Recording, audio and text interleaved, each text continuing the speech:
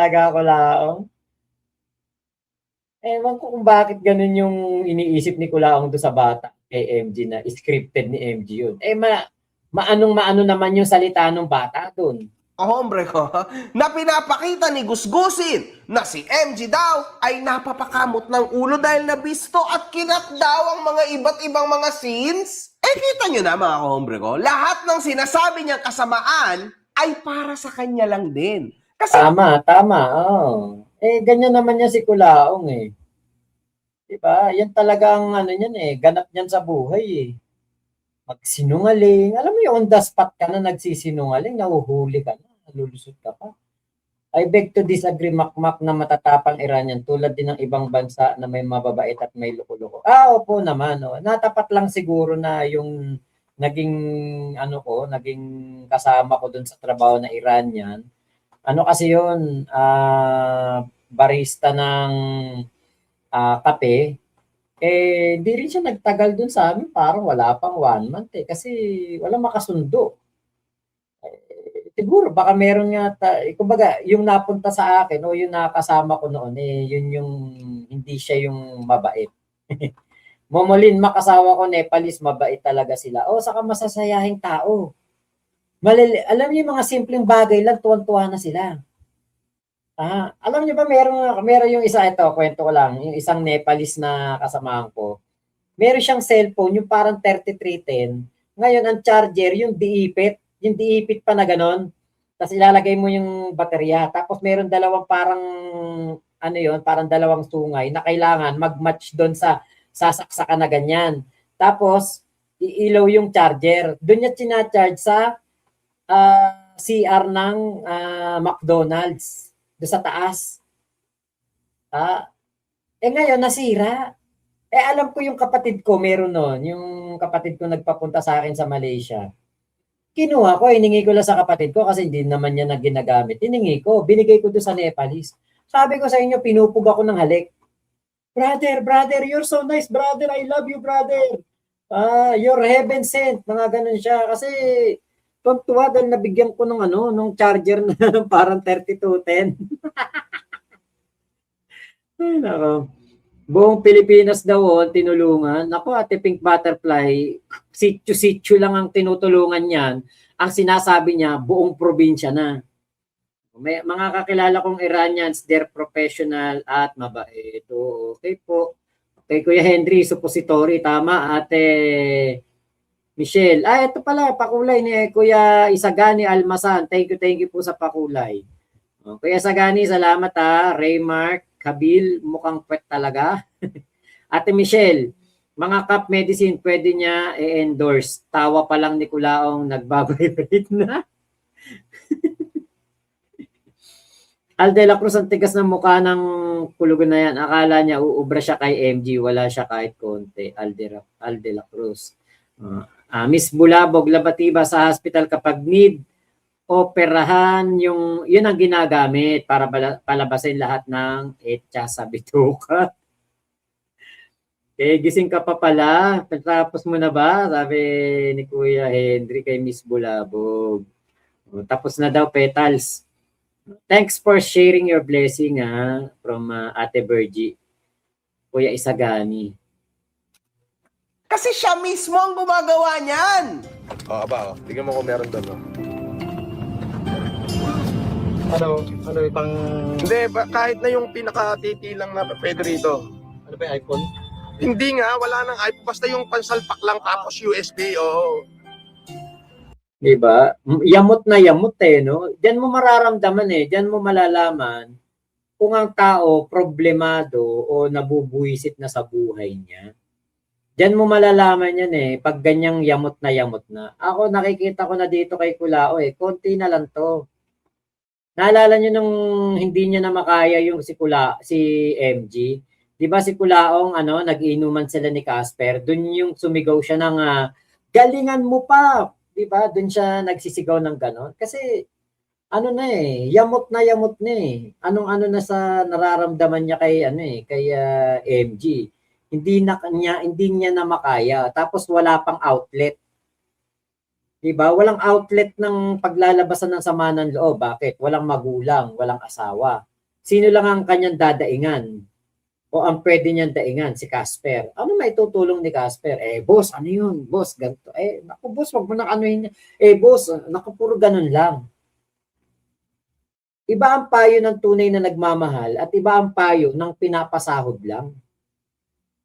Diba? May isa pa pala mag-endorse Poso Negro. Kapag malabanan yan, wala. Malulugi malabanan. Iconic yun Offensive mind. So, Ba, tubig ah. Bumaba ka na, Casper. Sumama ka na. Huwag mo ako ng coke. Kailangan ko ng sugar. diba? Yamot na yamot to. Malamig. Kamakailan lang, nag-trending si Gusgusin dahil sa panibagong estilo nito na paulit-ulit sa pagsasabi ng di umano o allegedly. Putang ina mo daw, allegedly. Mga kahombre ko, si Norman Gusgusin ho ay halatang takot at duwag na duwag. Yan lang yon mga kahombre ko. Nagpapakita ho yan na siya'y wasak na. And actually, mararamdaman niyo ho yan. Makikita niyo yan sa kanya kasi bakit? Hindi niya naman gagamitin yung allegedly kung totoong hindi siya takot, mga kahobre ko, di ba? Di ba? Natutunan niya lang yan sa akin kasi ginagamit ko yan Di umano, allegedly, di ba? Ginagamit ko yan. Ngunit, Yun ang may tunay na abogado. Bakit? From the start, allegedly, di umano, maririnig mo kay MG. Hindi katulad ni Culaong. Etong si Makaga, sabi ni Culaong, etong si Susan Yance, nang bubudol ng mga OFW at may cut si Makagago. Walang allegedly, walang di umano, pinipinpoint niya na. Di yun, libel. mga kahombre ko, ito yung nakakatawa dyan. At ito ho ang gagawin namin. Be prepared, Norman Gusgusin. Ayon sa aking mga abogado, ito ay napakagandang ginawa ni Norman Gusgusin. Putang ina mo daw, allegedly. Kasi ngayon, lumalabas ho, mga kahombre ko, na siya'y medyo nag-iingat na. Na siya'y nag-adjust. Kasi alam niya na mali ang ginawa niya before. So in short, alam niya na libelous yung mga pinagsasabi niya before. Kaya siya nag-adjust. Magmo-motion kami ngayon to refile new evidences and new cases na mas lalong makakapagpadiin sa'yo na libelous statements talaga at alam mo yun, yung mga pinagsasabi mo dati. Lalong-lalo na yung scammer ako. Ito ang iribat kamo niya. Bakit hindi niya matira si Susan Yance? Bakit? Kasi siya amo. Di ba? May cut siya sa lahat ng mga OFW na niloko niya. Tas, Walang di umano, di ba? Walang allegedly. Pininpoint niya na kagad na yon ang ginagawa ni Makagago. Di hulog ka sa bangin. ngayon, ito na yung sinasabi mo? Allegedly, si Makagago, kahati ni Susan Yance sa kanyang panloloko. Allegedly. Oo, yung putok sa buhong Bombay na yan, allegedly, ay... Putok sa buong Bombay. Gago talaga, no? Ala talaga. Si Culaong, habang tumatagal, sabi ko nga sa inyo, si Culaong habang tumatagal, siya na yung humahatak sa lubid, papalapit sa kulungan. Siya na yung humahatak sa sarili niya. Hindi niya nilalayo yung sarili niya sa kapamakan, hindi. Siya ang gumagawa ng paraan para mas mapadali na etong mga kasuhan nila ni MG, sa kanya na talaga mapunta. Wala talaga. Ano na talaga to. Wala nang pag-asa. Yung ano na talaga. Kumbaga nga sa cancer, kahit kasi nga si Culaong daw mukhang cancer sa atay. Wala nang gamot. Terminal na to. Hindi na to yung pwede nating sabihin na curable pa. Ang ugali ni Culaong, ang ginagawa ni Culaong ay gawain ng isang taong malala na ang sakit. Gawain ni Norman Mambudol, binibintang sa iba. Totoo nga, Ate Pergy. Diba? Yun ang yung katarantaduhan niya lang diyan sa mga pinagsasabi niya kay MG. Oh. Hindi naman ganyan si MG, pero siya ang gumagawa, ituturo niya si MG. Si Susan Yancy daw. Ate Michelle, kahit sa angulo mo talaga tignan si Kulaong, bagay na bagay talaga yung endorse niya, kabaong, tas libre na makeover. Parang St. Peter's pa yan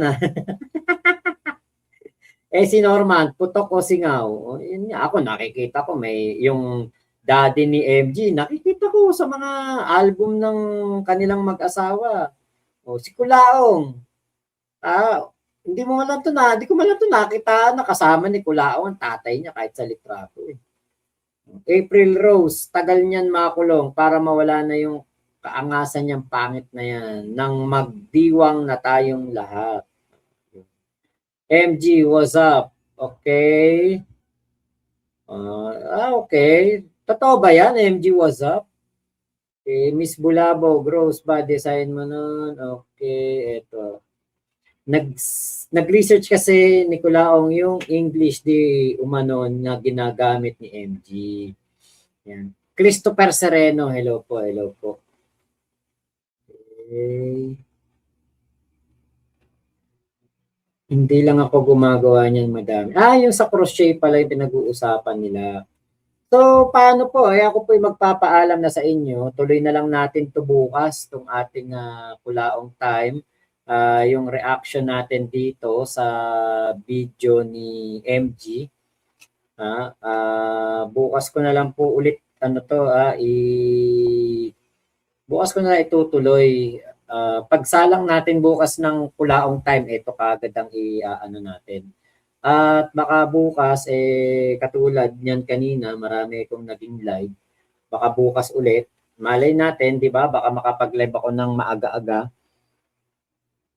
Okay. Kaneki, ayan. Salamat po sa inyo. Sa mga nagpakulay po, thank you po sa mga blessing na binigay nyo sa akin, Ate Connie Lewis, Crazy,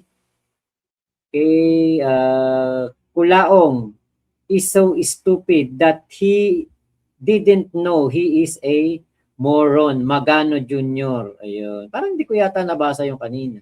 Chodor David, ayun, shout out. Thank you po. Contessa Dawis at si Kuya Isagani Almasan. Thank you po sa inyo pong mga pakulay. Salamat talaga. Thank you po. Yan makakasigurado po kayo na ibibili ko po yan ng bigas pero hindi ko po ipapamigay. Christopher Sereno, yun. Kompleto na naman gabi ko. Thank you. James Can, ayun. Salamat. More nights din, Sir Lods. Yun. At mga Lods dito. Yan. Thank you po. Ayan, Ate Virgie, salamat. Miss Bulabog, nagtanong ako kay Kuya Kayo kanina, mabait daw talaga si MG. Syempre, 'di ba yung yung kanya mga ginagawa noon, yun, for part ng yun para makapasok ka talaga sa SOCMED, para makapasok ka sa YouTube, para talagang pumatok ka. Successful naman, 'di ba? Naging patok talaga. 'Di ba po? Okay, Ate Michelle, baka may mahanap ka pang lumang USB diyan, Kuya Mac. Ulitin natin yung history topic ni Kulaong, lap trip sobra. Wala na. Yung isa kong USB dito na nakakabit. Teka, i-ano ko lang to. Meron pa ako dito na nakuha. Ito yung dalawa. Ito yung dalawa. Ayan. Ito yung dalawa, di ba? Ito yung isa. Nawala na nga yung takip. Tatlo na yan ngayon. Nakuha ko. Tatlo na. Kaya lang ito, ang laman nito puro kanta. Puro kanta, yung mga music na na tinigkul pala dito. Kaya ayan nyo, hahanap pa tayo ng mga ebidensya. Actually, may nagpasa sa akin dati sa email, yan ang ewan ko bakit di ko makita. May nagpasa sa akin dati sa email ng mga audio recordings ni FLM for Filipinos, yung iba, yung mga hindi ko na save, pero hindi ko na makita But nagtataka nga ako, sabi ko di naman ako nagbubura ng email, pero nawala. Okay, another 3 hours quality time. Thank you, Kuya Henry. Ate Virgie, magandang umaga. Mag-uwian na and get some sleep. O, yun po. Oh. James Kun Anime, nood mo na ako kasi hindi pa ako antok. More nights again po. Ayan. Okay, salamat ko laong time, boss. Max, salute. Enjoy lagi. Ayun, thank you, thank you. Okay, ingat po ang lahat. Ito yung kanina sinasabi ko. Kasi ito yung nilalaro ko. Kaya ano lang, yung kapag ano lang, kapag maisipan lang. Kapag maisipan lang. Eto bukas topic natin berong bulag. Ayan, berong bulag tayo bukas, ha. Meron akong ano sa inyo. Itatopic bukas berong bulag. Dapat ngayon itatopic ko 'yon. Kaya lang meron kasing eto nga yung upload si MG tapos yung tungkol sa guilty verdict ng Supreme Court. Meron po ako bukas topic berong bulag. Iaano ko sa inyo 'yan. Ipe-present ko sa inyo bukas si berong bulag. Ano ba yun? Okay, eto dito, Viber. Hindi pala siya nada-download ng automatic. Ano ko, kumbaga, eto, libangan ko lang, pag mapagtripan lang, kapag gusto ko lang na maglaro ng, games. Eto din, ang anak ko nagturo sa akin ito sa kayong kapatid ko eh. Eto, pakita ko lang sa inyo ha. Yung ano lang, yung ano ko lang to, yung nilalaro ko COD. Yan, naglalaro kasi ko noon eh. Pag lang talagang ano, yung maisipan lang, hindi naman ako yung addict na mayat-maya naglalaro, hindi. Ito yun, oh, yan. Sniper ang ano ko diyan eh. Ang ganap ko diyan eh, yan ang laro ko diyan eh. Pucha, kita nyo, boom, double kill, MVP moment. MVP ako diyan. Madalas ako mag-MVP dito eh sa sa COD. Kasi dati naglalaro ako nung Warrock. Tapos Special Force yung SF. Pero ngayon ano na ako, mataas na 'yun. Ito, matagal na 'to eh. Mataas na yung ano ko eh. Grandmaster ba ako? Parang ganun. Ayan, no? 12 kills. Meron pa nga ako dyan yung ano eh, mga tawag dito, yung... Eto, ayan. Tignan natin kung ilan ang kills ko dito. Meron nga yan, ano eh, nakakapatay ako ng 20, hindi nila ako napatay eh. Hamunin ko kaya si Kulaong, barilan. Barilan kami, no, dito sa COD. Kaya lang eh, hindi naman ano eh, walang alam sa ganito yun eh. Puro sugal lang alam nun eh. Ilang ba kills dito? 8-1. Ayan, 8 nakapatay ako ng 8, isang beses lang ako napatay. Ganyan ang ano, yan yung aking pag naisipan lang, yung maisipan lang na maglaro. Di ba? Sniper talagang ano ko eh, favorite ko diyan eh. Hindi ako gumagamit ng iba. Ito pala yan kanina, dapat kanina ko 'to napakita sa inyo eh. Ilan ang ano ko dito?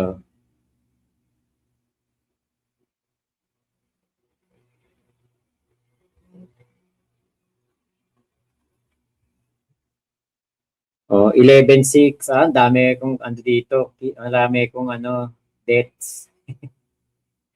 Ayan. Ganyan, yan lang ang nilalaro ko.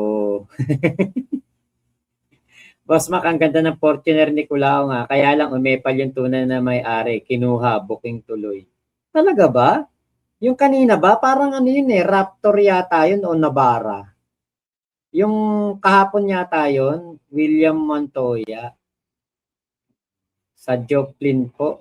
I've been there, Michelle, few days ago lang. Where I'm Missouri. Ay, si Nani Jessica Marie, taga Missouri yun. Christopher Sereno, naglalaro din ako niyan, Mac ha. Search kita, Astromac. Sige, Kuya Christopher, i-friend mo ako. Okay, nakadestino anak ko, Scott AFB. Oh, bunso ko, naglalaro din yan. Ito yung ano ko lang, maisipan ko lang. Kapag kunwari, nag-e-export ako ng video, ayan, laro ko isang game, minsan dalawang game. O kapag matagal, hindi pa natatapos yung video na ini-edit ko. Di ba kasi ini-splice ko to. Kasi dati nagre-record lang ako, hindi naman ako nagla-live talaga, di ba? Ate Virgin, nakita mo nung panahon na puro ko BBM lang, di ako nagla-live ng gantong oras puro puro live ko tanghali hapon, tapos hindi ako nagla-live ng ganito pero nakapagkulaong time tayo dahil kay kulaong Tapos sabi niya nagpalaki daw sa kanya, mommy, daddy niya daw. Okay. Baka yung merong matanda kanina na sumakay. Baka yun. Nakita ko nga yun. Yung tumayo si Kulaong doon sa may gilid ng kalsada. Bintawan niya yung cellphone. Kabubukan niya yung katarantaduhan niya lang yun. So paano po? Maraming salamat sa pagsama niyo po dito sa aking live na ito. Ingat po kayo. Nasaan mang panig kayo ng mundo. Momo, chup chup, love you. God bless us all, Pilipinas. God first. Salamat po. Thank you po sa inyong lahat.